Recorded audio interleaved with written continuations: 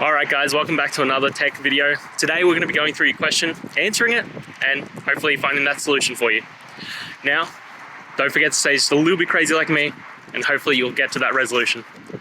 Anyway, on to the video. Cheers!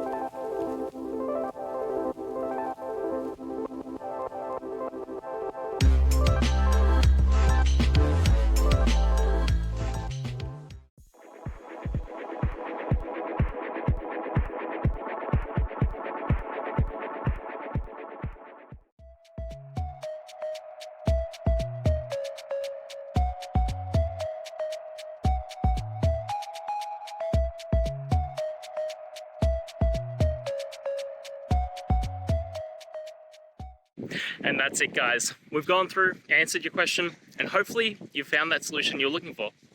Guys, if you did, please hit subscribe. I'd really appreciate it. And until next time, you need technical help, I'll see ya. Have a good one.